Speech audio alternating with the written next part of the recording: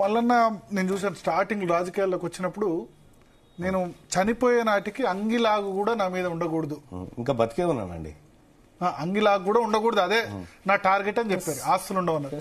ఎక్కడి నుంచి వచ్చింది హెలికాప్టర్? ఈ హెలికాప్టర్ అంటే పెద్దదా?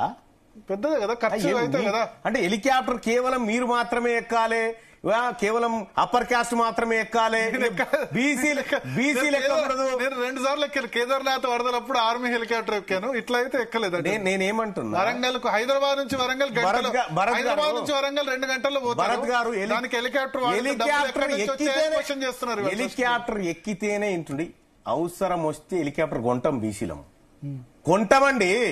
హెలికాప్టర్ ఎక్కుడు కాదు, హెలికాప్టర్ కొంటాం అవకాశం వస్తే. ఏం బీసీలు హెలికాప్టర్ ఎక్కితే తప్ప? బీసీలో కూడా హెలికాప్టర్ ఎక్కకూడదా? నడుచుకుంటూ రావాలి. అంటే హైదరాబాద్ నుంచి వరంగల్ 2 అవర్సే కదా. అంటే విషయం ఏంటంటే సింబాలిక్ కోసం కాదండి. అంటే మీరు గతంలో స్టేట్మెంట్ చేశారు కదా, సింప్లిసిటీ. నేను చెప్పేది వినండి భరత్ గారు. ఇక్కడ వాస్తవానికి DMK party chief whip Wilson గారు, ఆ తర్వాత సూరజ్ మండల్ గారు, ఆ తర్వాత మిసా గారు వచ్చేది ఉండే, ఎవరు లాలూ ప్రసాద్ యాదవ్ కూతురు. వీళ్ళు వచ్చి మళ్ళీ తెల్లారే పార్లమెంట్ ఉంది వాళ్ళకి, మిసా భారతి. ఎస్, వెంటనే పార్లమెంట్ ఉంది కాబట్టి సో ఇట్లయితే మనకు కన్వీనియంట్ ఉంటదని చెప్పి వాళ్ళు రిక్వెస్ట్ చేయడం తోటి ఇవి మేమందరం ఏర్పాటు చేసినాం. అది ఏదో మేమెక్కి తిరుగుతుంది కాదు, అది వాళ్ళని మళ్ళీ హెలికాప్టర్లు పంపించారు. హెలికాప్టర్లు పంపిద్దామనేసరికి అప్పటికే లేట్ అయిపోయింది. లేట్ అయిపోతే ఒక సపరేట్ కాన్వాయ్ పెట్టి వెంటనే, అందుకని మీరు చూడండి మధ్యలోనే వెళ్ళిపోయినారు, మాట్లాడిన తర్వాత వెళ్ళిపోయినారు. మీరు చూడండి, అంటే వాళ్ళకు ఢిల్లీలో పార్లమెంట్ ఉంది, దానికోసం ఏర్పాటు చేసింది తప్ప కానీ ఇంకొక దానికోసం. అంటే ఇప్పటి వరకు పర్సెప్షన్ ఏంటంటే బీసీలు డబ్బులు ఖర్చు పెట్టడంలో వెనుక ఉన్నారు కాబట్టి మేము టికెట్లు ఇస్తలేదని పార్టీలు. ఎవడు చెప్పిండని బీసీల దగ్గర డబ్బు లేదా?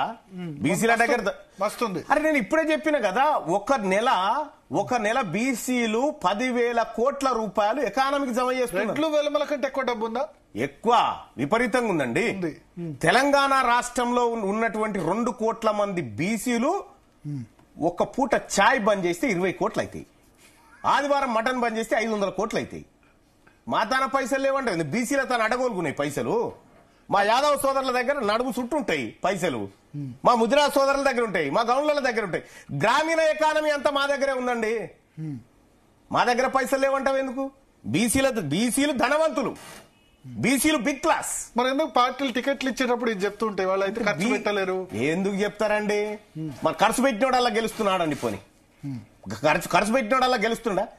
అంటే ఒక సాకుగా చూపెట్టడానికి మాత్రమే. ఇప్పుడు పైసలు ఉన్నటువంటి ఎంతమంది బీసీలకు టికెట్లు ఇచ్చినామండి?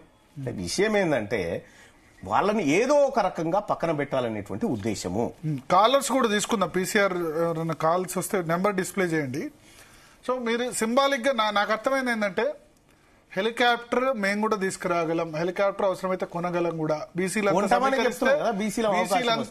సమీకరిస్తే డబ్బు పెద్ద విషయం కాదు. పెద్ద విషయం ఏముంది? 500 కోట్లు మాకు అర్ధగంటల జమ అవుతాయండి బీసీల దగ్గర. సో అది రాజకీయ పార్టీలకు మీరు చూపించదలుచుకున్నారు?